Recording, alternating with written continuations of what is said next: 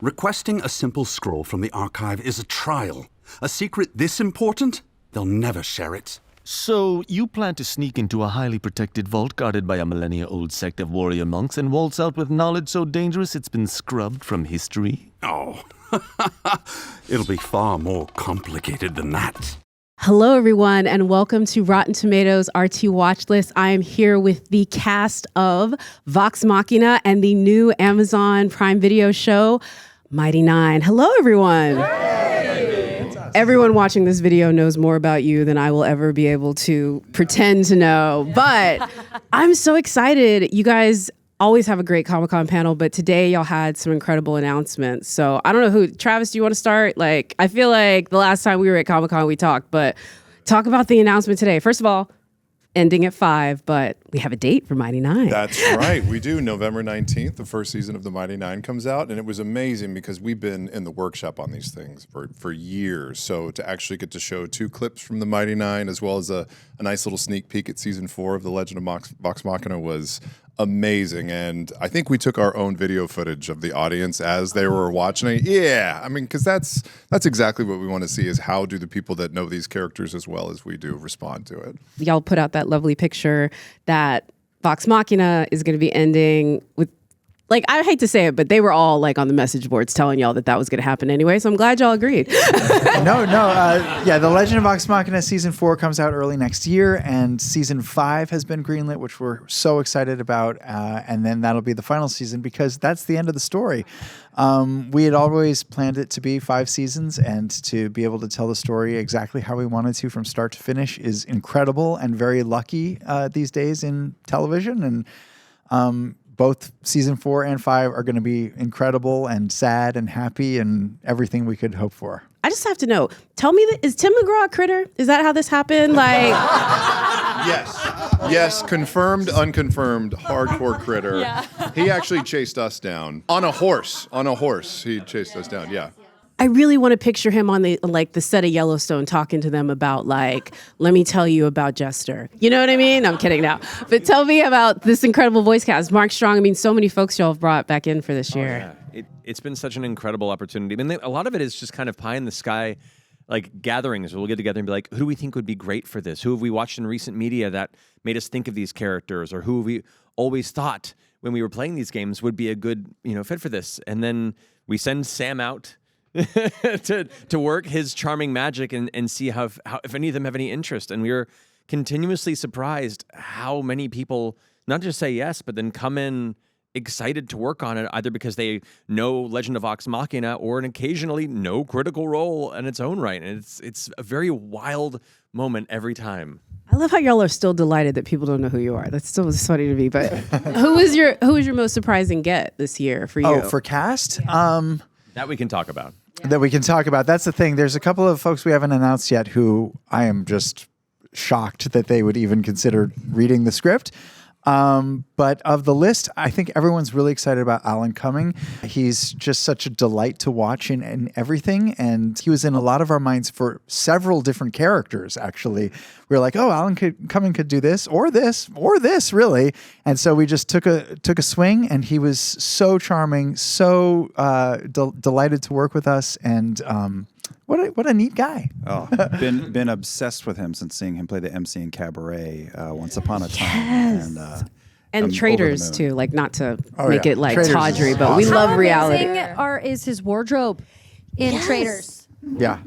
Good grief. And by the way, that wardrobe is everywhere. I watched him, this is so random, host the AARP Awards. He did costume changes like it was Beyonce. It was amazing. I loved it. And as you would expect. Fashion icon. I'm personally super stoked for Mark Strong, who is a powerhouse actor. He is incredible. Ming-Na Wen? Are you kidding me? Yeah, Ming-Na Wen. I have an autographed picture. I shouldn't say this. I have an autographed picture of Jonathan Frakes. So when we got him on the show, I was geeking out so hard. I held it together. I feel like I held it together really well in the booth, right?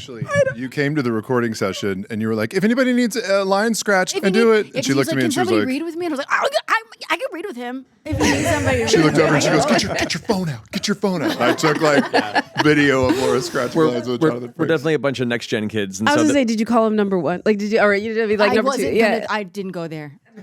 I had to pretend like I was so cool. Okay. One thing I do know is Jester is chaos. So how excited are you for this? Because I think like, I don't know, it's like if you feel like the heart of this campaign in a lot of ways a lot of people talk about. no. Like the emotional heart.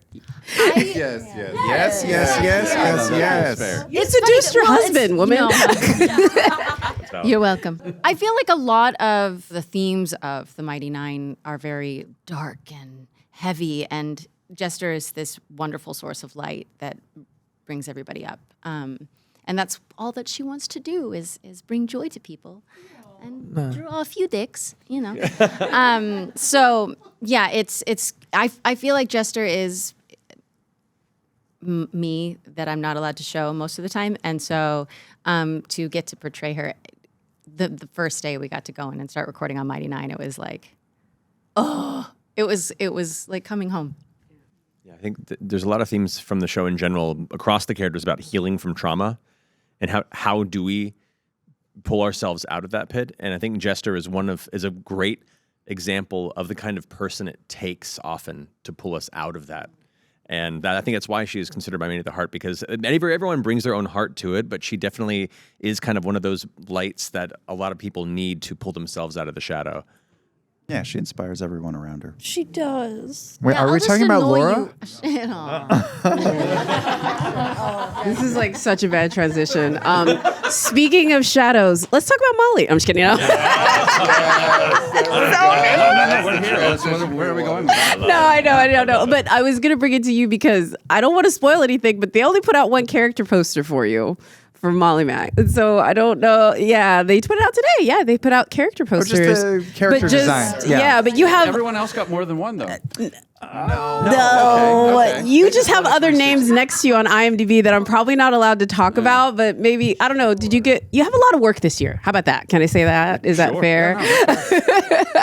Can you preview anything about what can you say? I feel of the story. Yeah. I mean, it's I don't know how to do this. It's so hard. No, it's very fair. The slow turn to Travis. I was sitting here going, am I within arm's reach of Travis Willingham?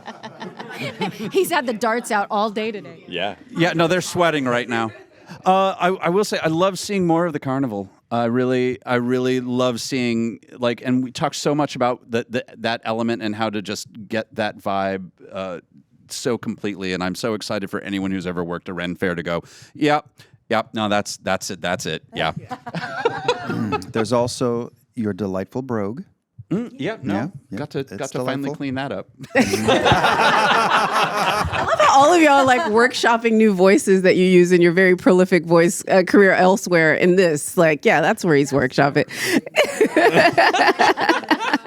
I want to leave enough time to talk about Vox Machina again, because again, y'all have done such incredible work over these and y'all haven't been out. Like the show came out in the pandemic, and so like seeing y'all out and about is great. But if there's anything about Mighty Nine that you're most excited about for folks to see, because I love those things where they take the real y'all at the table version and then put it over like either the animatics that y'all did before you got the show, or then like now the real show. And I don't know, sometimes y'all are tricky and like move it to other places and do stuff. Yeah. I can be super vague and say that I'm looking forward for Mighty Nine when they peel back the curtain to show what my character Caleb, what makes him tick. But I'll leave it at that. I think for Yasha, it's, we had to sort of change a lot of her, not a lot, but we changed a bit of her story to make sense why, I was absent for some of the games at the table. And so we got to make her through line, have it make a little bit more sense. And I'm excited I got to be there. I'm just happy to be here. Here early. You're like day one. Yeah. This is the best. I'm more excited about the moments that you didn't get to see at the table, that were off screen, or that were just Matt said in one sentence, like, "Oh, this happened, by the way," and we get to see that as a full scene now, following characters that we didn't get to follow at the table. Backstories of villains and all the politics that went on behind the scenes is really going to be exciting to see. Yeah, there's a lot of complicated machinations happening all throughout Wildmount, and we get to watch more or less the Mighty Nine come together while all of these things are happening and colliding and promising ever growing stakes that you get to watch eventually come to collide with their own chaos. And whereas in the campaign we see that all from the player's perspective, now we get to kind of see all of those pieces together. And specifically for me, the Kryn dynasty in Xhorhas, and getting to see kind of their perspective and their culture and a lot of the things that led to the War of Ash and Light. It's going to be really cool. It's so cool. I will say, though, to your point, I think it is always very gratifying, not just for our audience, but also for us, whenever you get a catchphrase in there and you get a they said the thing moment. So definitely plenty of they said the thing moments. I just hope I get to have a Leonardo DiCaprio in Once Upon a Time Hollywood moment and point and be like, I know what that is. Oh, there's plenty of those in there. Yes. But let's talk about Vox Machina, because I feel like the darker tone, or I say the more edgy tone that you can do in Mighty Nein, started in this next section of Vox Machina that you're going to. So talk about going into season 4 and knowing that it's not going to be as playful as it was through the first 3 seasons. The playfulness never goes away because we have all this group of idiots at the table and we all like to make each other laugh and we have fun. And that's reflected in the way we play the game and how these characters interact, you know? But indeed, as the stakes get higher, the characters are going to be faced with the darker challenges, both on a heroic global scale, but also on an interpersonal scale. And this season, we really kind of get to dive into many threads that were teased in previous seasons that bring them on a more personal level to the stakes as they begin to elevate. We get to introduce a whole manner of new threats, as well as reintroduce some familiar ones. It's going to be really, really delightful, and it will have moments of darkness. But then the levity is going to be that much more impactful when it hits, and that much more necessary. Very fun. Can I just ask Sam, preview a little bit of the music, or like? Oh, there's definitely some music. I mean, there's definitely. I hope so. There's definitely some music. Go. Oh, we're doing Boys to Men? Okay, cool. Motown Philly. There is music, not necessarily sung exclusively by my character. There's some other folks sitting in front of you today get to sing some songs, and there's there in season 4. If I can tease, there's some bad guys singing too. What? We may get a villain song in season 4. It's pretty cool. Not to bring it in. The other thing I think y'all could definitely talk to before you get out of here really quickly, though, is D&D has had this incredible moment between like Baldur's Gate, everything that y'all have done. And I feel like y'all have like been Joan of Arc leading the charge and then also getting to like reap the rewards of it. What does that feel for y'all to see like what has happened over the past 5, maybe 10 years? Well, I hope we don't end up the way Joan of Arc did. No! Damn. I was going to say, the many voices in my head definitely make me feel better now about that. I was just thinking of her like riding into the battle. Sure. I didn't cut to the end of the play. Doing good. Fair point. I mean, all of y'all died at one point, so except for this one. That's valid.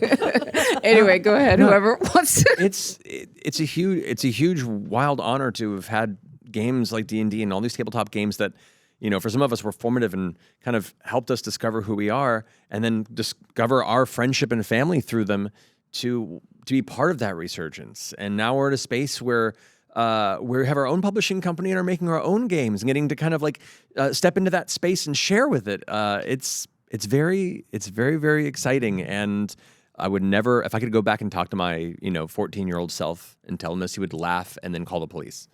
Because he's like, who is this strange man? What are these lies?